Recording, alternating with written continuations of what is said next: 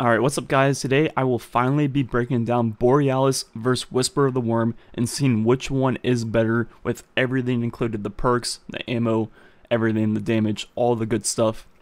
So we finally got Borealis on Xbox and PC.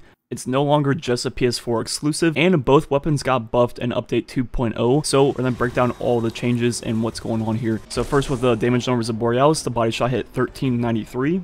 Then for a regular headshot, it hits 3827. Now with the perk proc, it now hits 5476. So putting all those numbers up on the screen, the perk is a 43.1% increase on the regular headshot damage, which I heard it was way more, but it is not. Now to test the base rate of fire of both weapons, they both say there are 72 RPM in the game stats, as you see right there.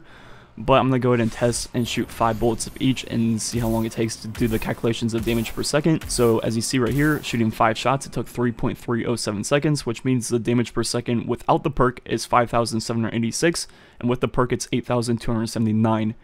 But there's one thing worth noting about the Borealis. To reach its maximum damage per second, you need a decent setup, which means you have to break a shield to get the perk procced, then keep the perk procced at all times, which isn't too hard. But as you see, when you shoot and have to reload, you lose the perk. But there's a lot of ways to get around that by not reloading. One, you can use something like Lunafaction boots with a rift or a rally barricade or dodging or anything that makes you reload without actually having to reload. And as you see, I can now shoot all my shots off without losing the perk. But now moving on to the Whisper of the Worm with the damage numbers. The body shot hits 1495. Now a regular headshot hits for 5224. And then finally, proccing Whispered Breathing, the new perk on Whisper of the Worm, it now hits 8439, which is a lot more. So putting those numbers up on the screen, the perk does 61.5% more damage than a regular headshot, so the perk is a higher buff than the Borealis perk. Now throwing the Borealis numbers back up on the screen so you can compare real quick, the Whisper of the Worm without the perk almost hits more than the Borealis with its perk. Overall, Whisper hits much harder. Now getting the rate of fire of the Whisper of the Worm, shooting 5 shots again, took 3.172, so slightly faster.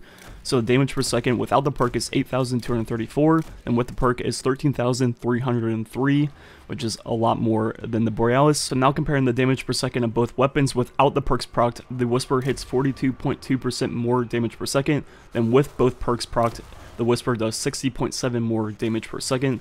So the Whisper outdamages Borealis by a good chunk across the board.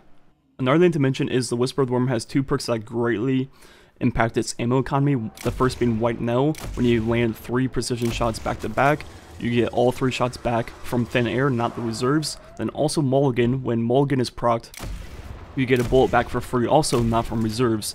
As you see right there, I just pulled 1 from thin air. Now the Borealis has something too that helps with ammo. It's when you break a shield, you get 1 ammo back. But as you see right here, it takes from reserves. It's not free. So the Whisper of the Worm has way more ammo in the long run and basically can have infinite ammo. So the only thing really going for the Borealis right now is its exotic perk, where you can change between elements by holding the reload button. As you see here, you just cycle back and forth between all the elements, which also means it can be void damage, which means it can then stack with Charger Cannon. If you guys don't know about the new Charger Cannon, it buffs Void still by 50%, but all the other elements now by 33%, but it no longer stacks with Melting Point or Tether, which means every weapon in the game can get 50% from Melting Point, which means a weapon being Void now is no longer like a huge advantage because of the fact that it doesn't stack anyways with Melting Point, which is 50%, which means everything can also be 50% also. But the Charger Cannon buff does last longer, so if you were using a Void Borealis, you could have the Charger Cannon buff for 10 seconds compared to Melting Point's 5 seconds. So it is slightly advantage there, but it's not a huge advantage because of the fact that every gun can get that similar 50% buff anyways. But overall, Whisper of the Worm kind of destroys Borealis across the board. But don't get me wrong, Borealis is probably still the second best option currently for snipers in the game for PvE. But Whisper of the Worm without Whisper Breathing proc almost already outdamages Borealis as is with the perk proc. And Borealis's perk, it takes a lot more effort to proc.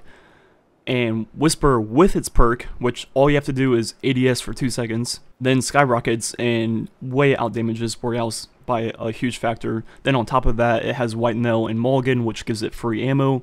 compared to Borealis's just pulling from reserves when you break a shield, and also the fact that Borealis has a lot of upkeep of making sure you don't lose the perk by reloading and stuff like that. Anyways, let me know what you guys think about these two weapons if you have them both, or what you think about them based on this video. Anyways, thanks for watching. Catch you guys next time.